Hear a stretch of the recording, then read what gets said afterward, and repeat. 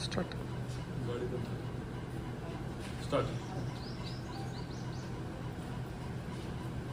या माढा लोकसभा मतदारसंघामध्ये भारतीय जनता पक्षाचे उमेदवार सन्मान्य रणजितसिंह नाईक निंबाळकर यांना आज आम्ही जनसेवा संघटनेच्या वतीनं जाहीर पाठिंबा देतो. माझ्या पूर्ती आणि स्वर्गीय प्रतापसिंह मोहिते पाटील साहेबांवर प्रेम करणारे सर्व कार्यकर्त्यांना जाहीर आवाहन करतो की कमळाच्या चिन्हावर उभे असलेले सन्मान्य निंबाळकर साहेबांना आपण या ठिकाणी समर्थन द्यायचं आणि मतदान द्यायचं.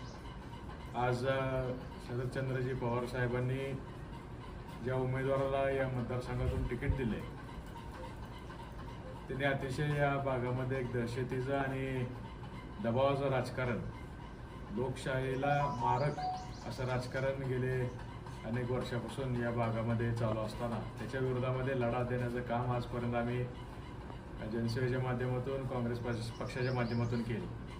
पण या आघाडीच्या माध्यमातून जेव्हा तुतारीच्या चिन्हावरती धैर्यशील मोहिते पाटलांना यावेळेस जेव्हा तिकीट देण्यात आलं तेव्हा खऱ्या अर्थानं फार मोठी नाराजी काँग्रेस पक्षातल्या कार्यकर्त्यांमध्ये निर्माण झाली आणि सर्वांनी मिळून एक आवाज उठवला की ह्या उमेदवाराला आपण पाडलं पाहिजे आणि लोकशाही जीवन ठेवण्यासाठी, भयमुक्त वातावरणामध्ये इलेक्शन पार पाडण्यासाठी भाजपची ताकद आज आम्हाला वाढवायला लागणार आहे. म्हणून आम्ही या ठिकाणी जाहीरपणे कमळाच्या चिन्हावर उभे राहिलेले उमेदवार सन्मान्य रणजितसिंह नाईक निंबाळकर साहेबांना आम्ही पाठिंबा देतो.